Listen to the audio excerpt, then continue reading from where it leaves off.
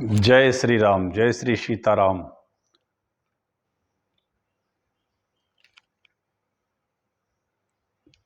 हमारे प्रिय मित्रों, भक्तजनों, दयालु बंधुओं,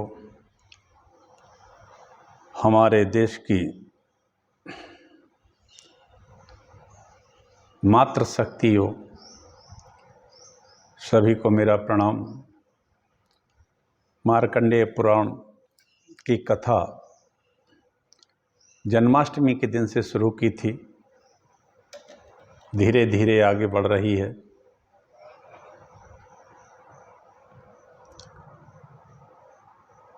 ये कल मैंने तीर्थों के बारे में भी कहा था कि तीर्थ हमारे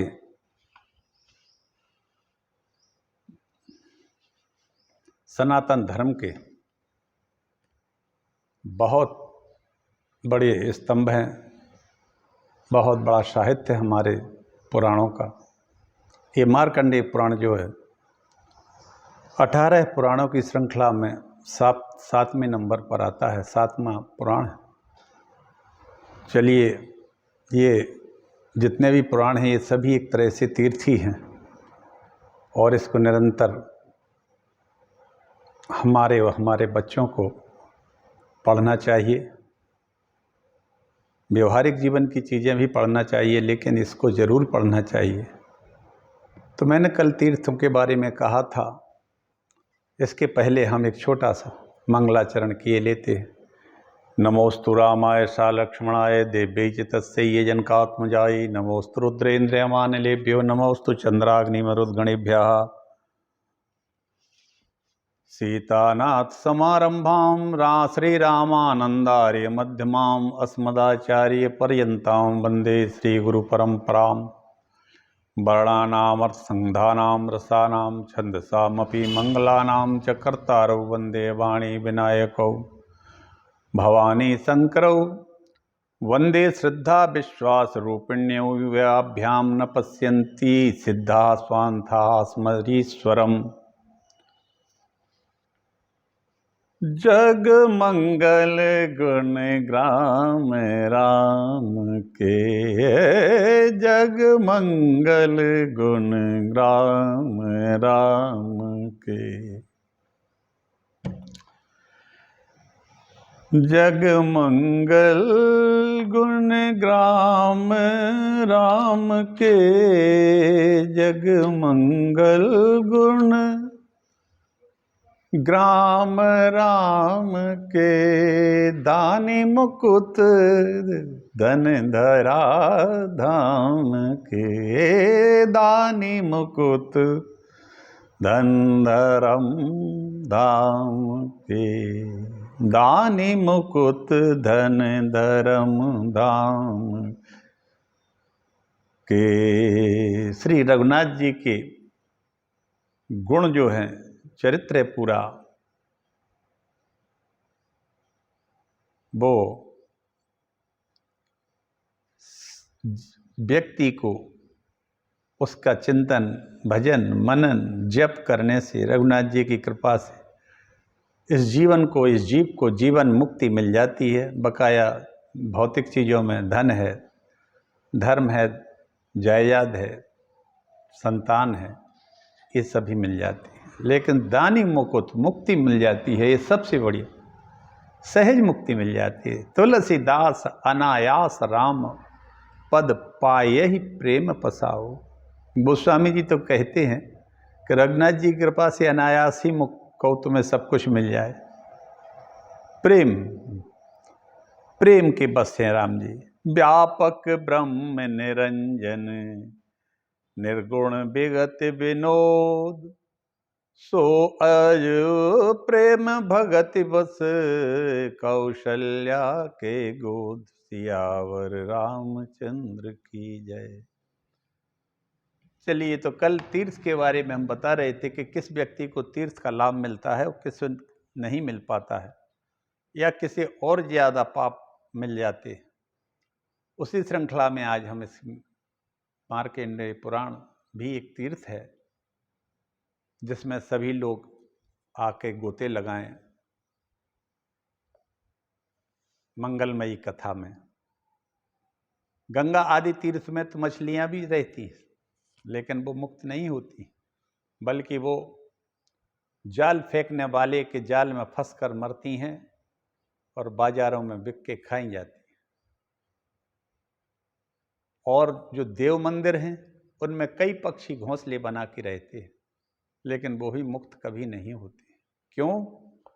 क्योंकि तीर्थ सेवन में, देव मंदिरों में रहने का उन्हें कोई फल नहीं मिलता, क्योंकि वो उनके हृदय कमल, या कोई ये कहें कि उनका जो सेंट्रल नर्वस सिस्टम है, केंद्रीय तंत्रिका तंत्र इतना डेवलप नहीं है कि वो अपने जीवन के आवश्यक कार्य पेट और प्रजनन के आगे नहीं जा पाते। इसलिए उनका कोई वहाँ उन तीर्थों में रहने का कोई खास फल नहीं होता है।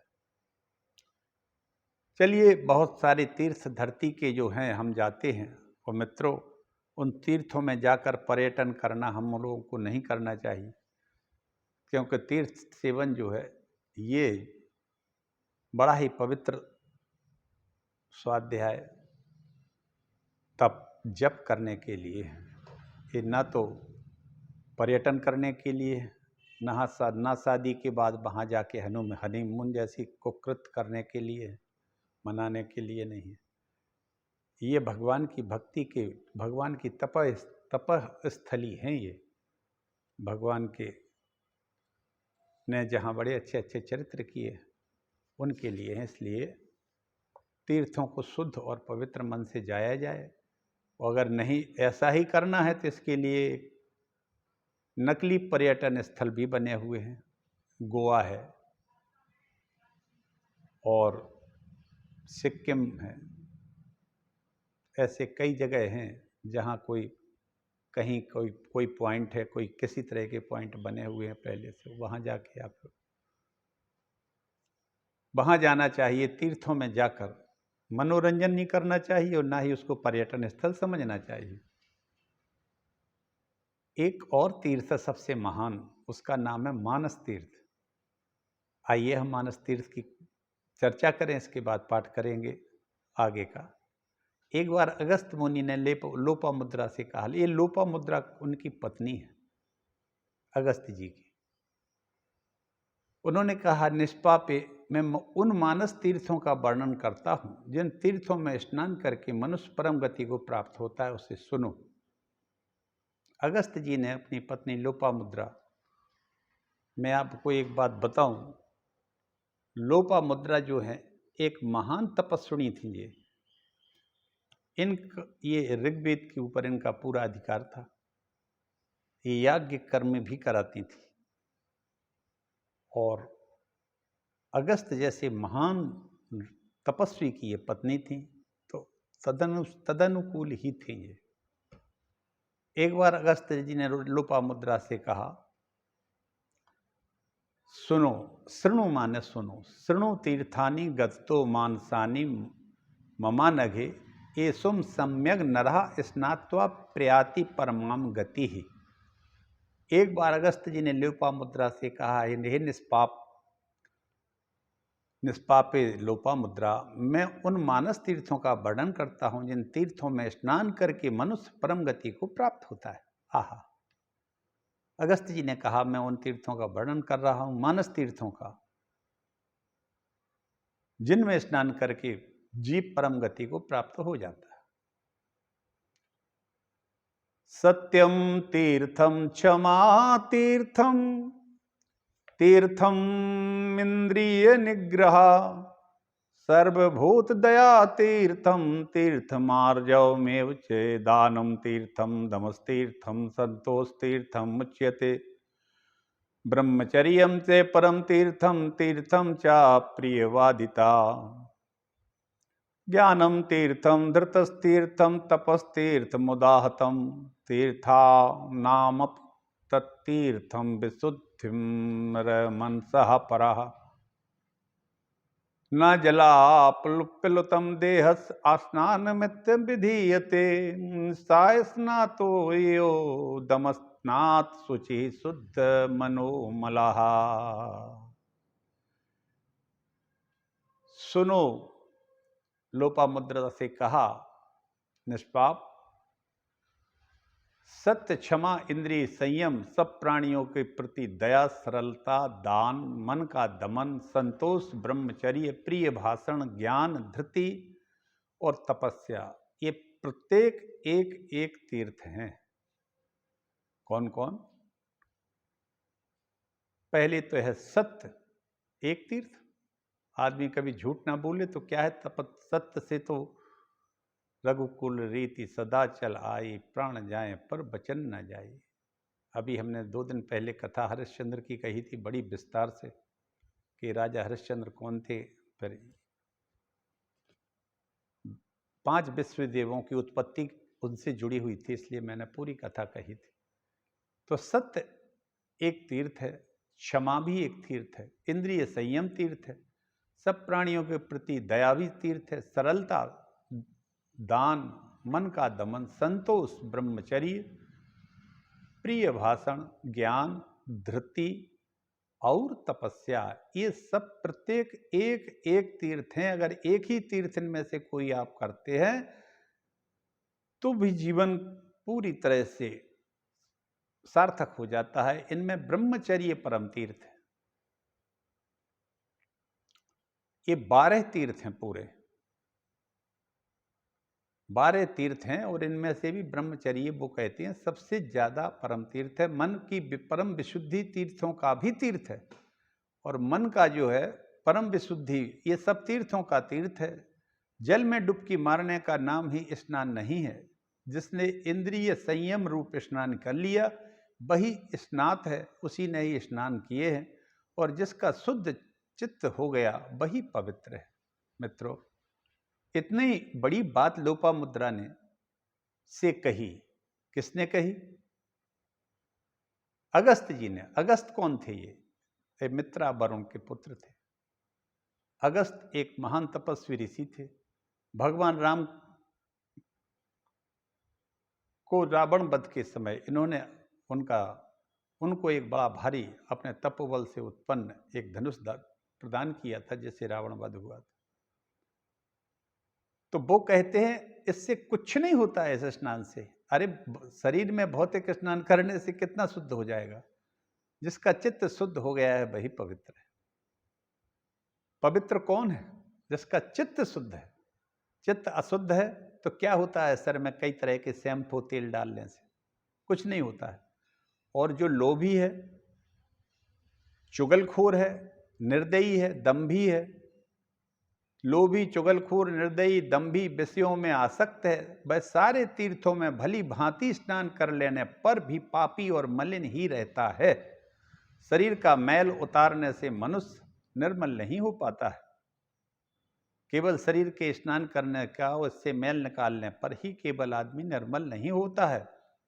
मन के मल को निकाल देने पर ही भीतर से सुनिर्मल होता है। जल जंतु जल में ही पैदा होकर जल में ही मर जाते हैं, परंतु वे स्वर्ग इत्यादि में नहीं जाते, क्योंकि उनके मन का मल नहीं घुलता। विषयों में अत्यंत उनका राग रहता है, और वही मन का मल है। विषयों से वैराग्य ही निर्मलता है, और चित्त अंतर की वस्तु है। मित्रों, उसके दूषित रहने पर केवल तीर्थ स्नान से शुद्धि नहीं होती है। जैसे सुरा भांड जिसमें शराब बनाई जाती है, जिस बर्तन में, उसको कितना भी साफ कर लो वो शुद्ध नहीं होता। इसी तरह से अपवित्र है। जैसे ही मन का भाव शुद्ध नहीं है जब तक उसके लिए दान, यज्ञ, शौच, तप, तीर्थ सेवन, स्वाध्याय, ये सभी अतीर्थ हैं। जिनकी इंद्रियां संयम में हैं, वह मनुष्य जहां रहता है वहीं उसके लिए कुरुक्षेत्र बन जाता है, नैमिषारण्य तीर्थ बन जाता है, पुष्कर तीर्थ बन जाता है, वहीं सब कुछ विद्यमान हो जाता है। ध्यान से विशुद्ध हुए राग द्वेष रूपी मल का नाश करने वाले ज्ञान का जो जल है, इसमें जो स्नान करता है वही परम गति को प्राप्त करता है। ये मानस तीर्थ है मित्रों। जिसकी इंद्रियां में संयम है वही कुरुक्षेत्र है, जहां वो खड़ा हो जाता है, वो स्वयं में ही एक तीर्थ हो जाता है। आहा, विषयों में अत्यंत राग होना ही तो मल है। और आज हम देखते हैं कि कितने ही बड़े बड़े धुरंधर, जो धर्म के भी धुरंधर हैं और पदों में भी राजनेता बड़े बड़े पदों पर हैं, लेकिन मन निर्मल ना होने के कारण उनमें कहीं संग्रह की, कहीं विषयों में आसक्ति की, और ना जाने कितने कितने तरह के महापाप करते हैं लोग। और उसका कारण है इनका मन विकृत है। यदि मन धुल जाए तो पवित्र हो जाए, क्योंकि पवित्र कौन है? जिसका चित्त शुद्ध हो गया है, जिसने इंद्रिय संयम रूप स्नान कर लिया है, जिसकी इंद्रियां उसके मन के अधीन चलती हैं, चित्त जिसका एकाग्र हो गया है, जिसके चित्त के अनुसार इंद्रियां चलें और चित्त उनको सन्मार्ग पर ले जाए, और जब चित्त एकदम शुद्ध हो गया हो, वही व्यक्ति पवित्र होता है। इस तरह से ये मानस तीर्थ कहलाता है। और इसके शुद्ध होने पर मन का भाव शुद्ध यदि हो गया तो फिर इस राग द्वेष रूपी मल का नाश करने वाले ज्ञान के जल में जो स्नान करता है, बहुत बढ़िया, क्या बात है। अगस्त जी ने लोपा मुद्रा से कहा कि इस ज्ञान के जल में जो व्यक्ति स्नान कर लेता है, वही परम गति को प्राप्त होता है और वही पवित्र कहलाता है, जिसका चित्त शुद्ध हो गया, जिसके ज्ञान के जल से मन के विकारों का नाश हो गया है। ये मानस तीर्थ कहलाता है। चलिए इसके आगे की कथा छोटी सी कहते हैं।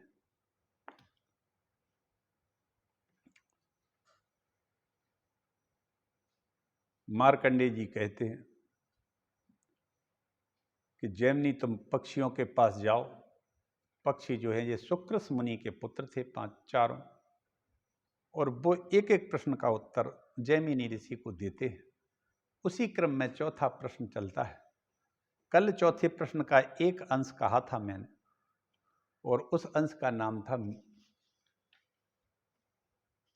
जीव की मृत्यु और नरक गति का वर्णन।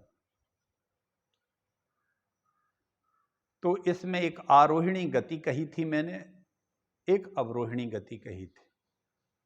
जो बहुत सदाचार का पालन लोग करते हैं, वे स्वर्ग के लोकों में जाते हैं, उसको आरोहिणी गति कहते हैं। जब स्वर्ग में वो पूरी तरह से अपने कर्मफल को भोग लेते हैं, तो वो अवरोहिणी गति से नीचे आते हैं, और नीचे आकर फिर कई अच्छे गर्भों में आते हैं, और उस विषय का वर्णन अब मैं आपको सुनाता हूं।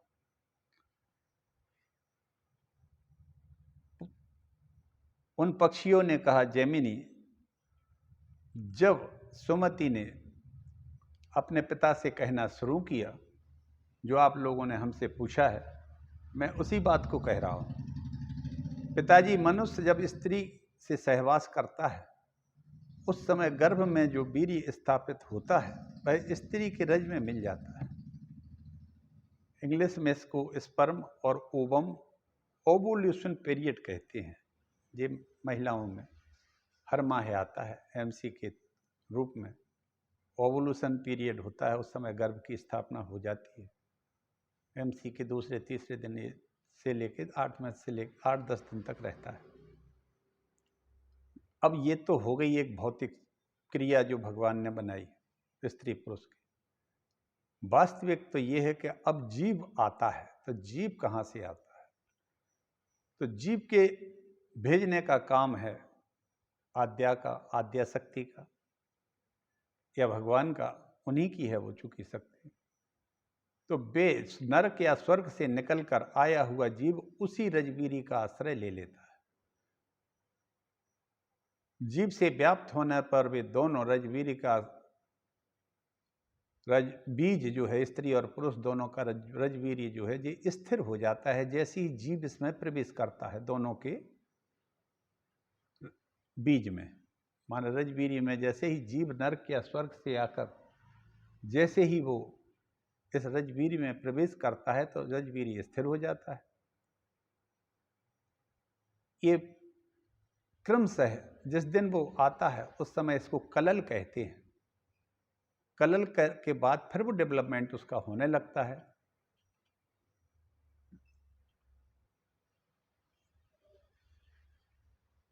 जब ये डेवलप होता है, बढ़ता है, तो कलल के बाद फिर इसका नाम बुद्ध हो जाता है। बुद्ध अब ये और बड़ा हो जाता है 1 महीने के बाद, तो फिर ये मांसपिंड के रूप में परिवर्तित हो जाता है। जैसे बीज से अंकुर उत्पन्न होता है उसी प्रकार उस मांसपिंड से विभाग पूर्वक 5 अंग प्रकट होते हैं। फिर उन अंगों से अंगुली, नेत्र, नासिका, मुख, कान आदि प्रकट होने लगते हैं। इसी प्रकार अंगुली आदि से नख आदि की उत्पत्ति होने लगती है। फिर त्वचा में रोम निकलने लगते हैं। ये 3 मास के बाद होते हैं। ये बाल उगाते हैं, जीव के शरीर में वृद्धि होती है। इस डेवलपमेंट के साथ ही स्त्री का गर्भकोश भी बढ़ने लगता है। नारियल का फल जैसे अपने आवरण कोश के साथ ही बढ़ता है, उसी प्रकार गर्भस्थ शिशु भी गर्भकोश के साथ ही वृद्धि को प्राप्त होता है। उसका मुख नीचे की ओर होता है। दोनों हाथों को घुटनों और पसलियों के बीच में रखकर वह बढ़ता रहता है। हाथ के दोनों अंगूठे दोनों घुटनों के ऊपर रहते हैं।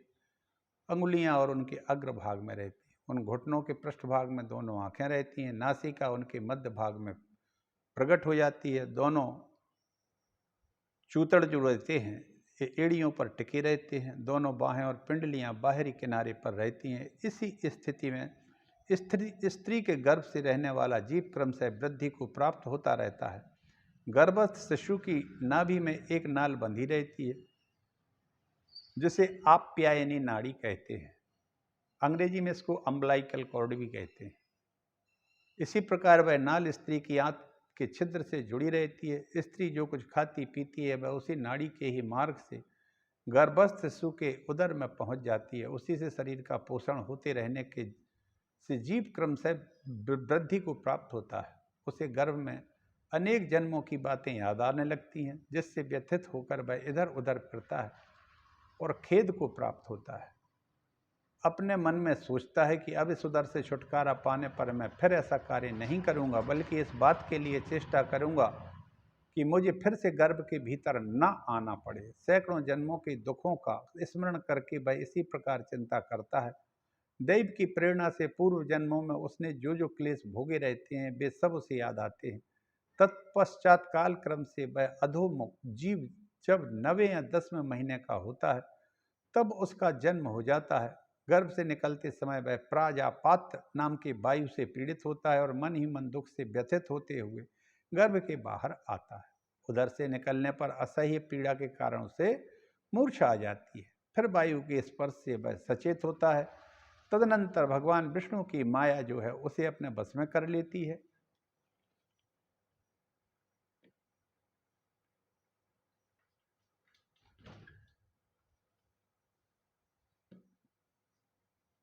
कालक्रम से वह अधोमुख जब 9वें 10वें गर्भ से बाहर निकलते समय प्राजापात वायु से पीड़ित हो जाता है और मन ही मन दुख से व्यथित होते हुए गर्भ से बाहर आता है। उदर से निकलने पर असह्य हो जाता है।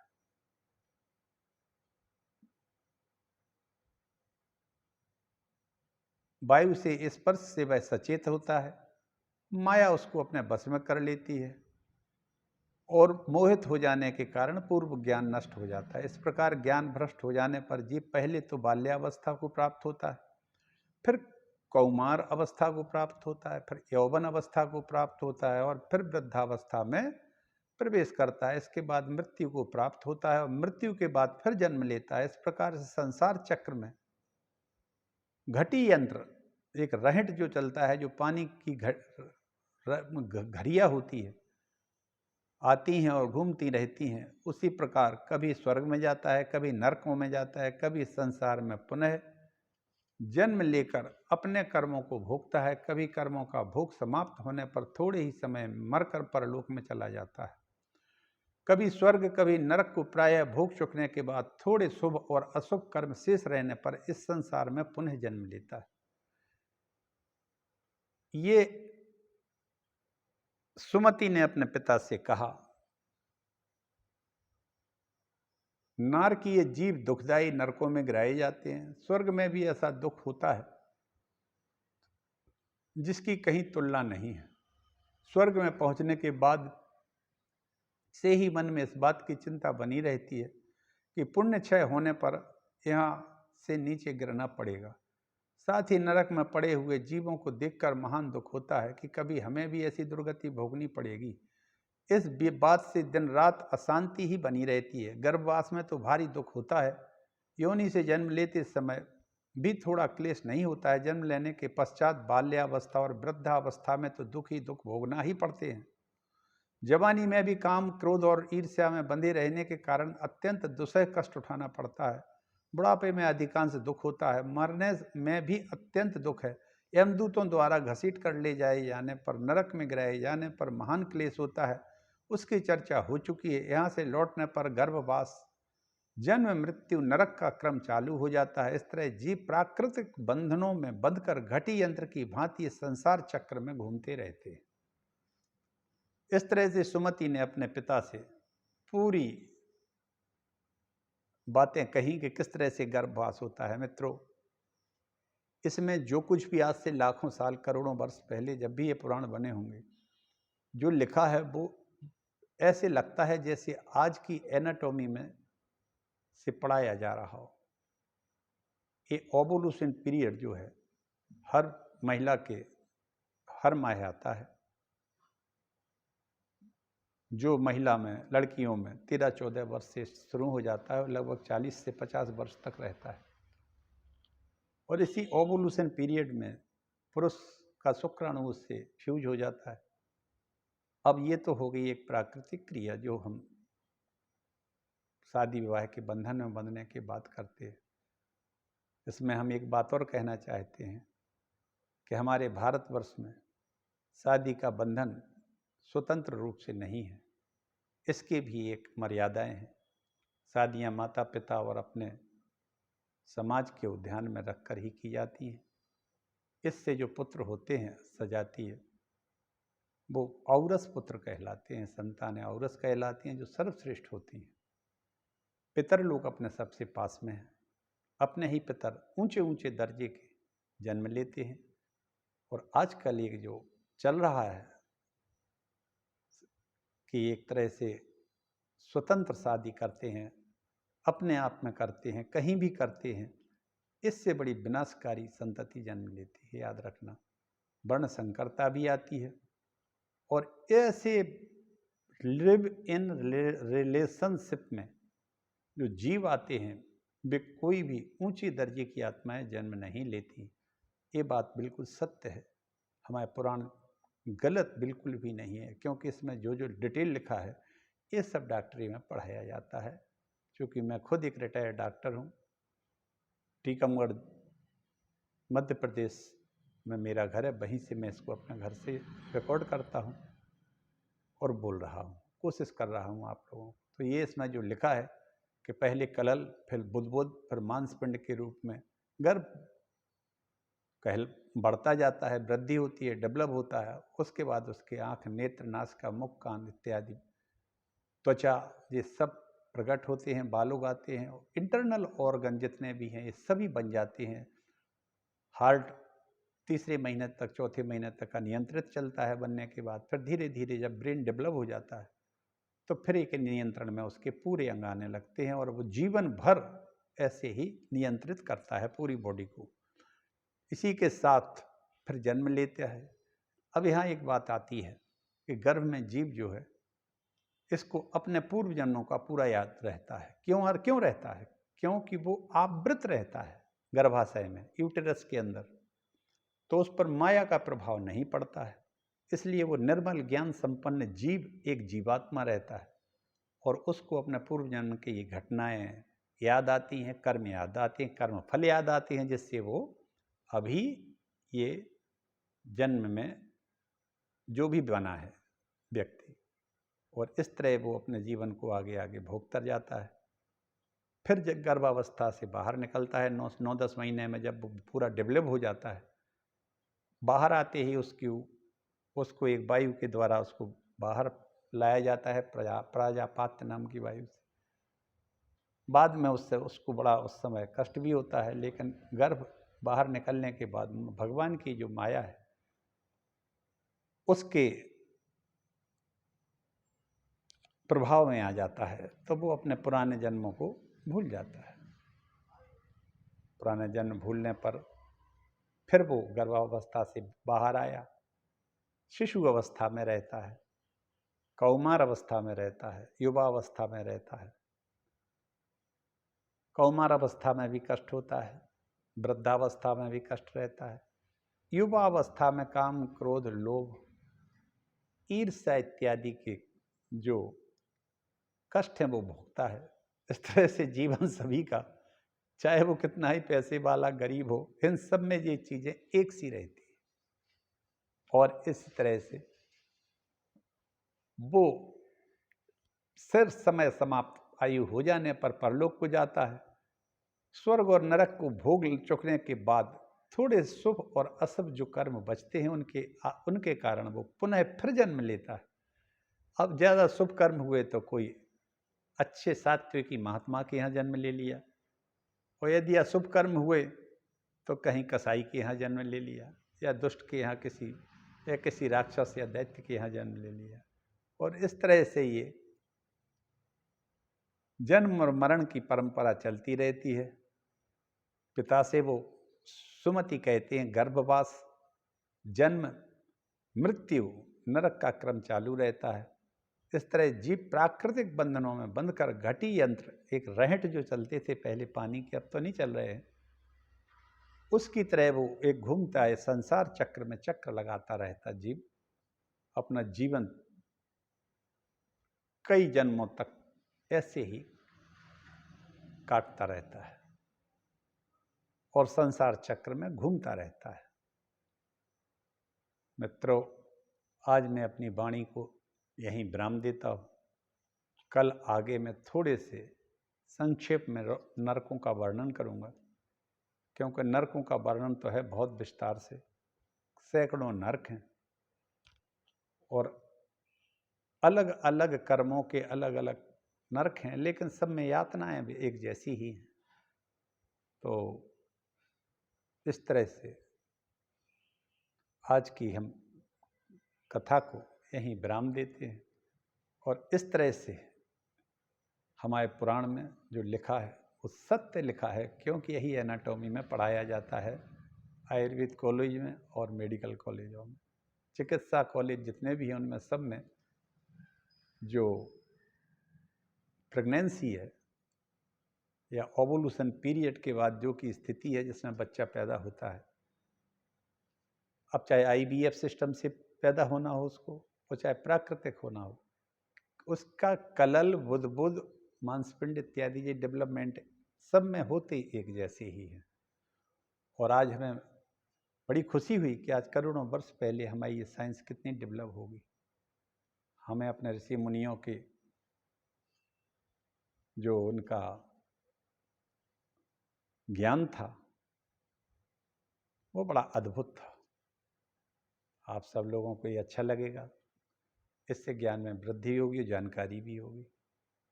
मार्कंडेय जी के पास जैमिनी ने जो प्रश्न पूछे थे उसका एक, चौथे प्रश्न का एक दूसरा, उसी का उप प्रश्न है ये जो मैंने आज कहा। कल फिर आगे कहूँगा। जय श्री राम, जय श्री सीताराम।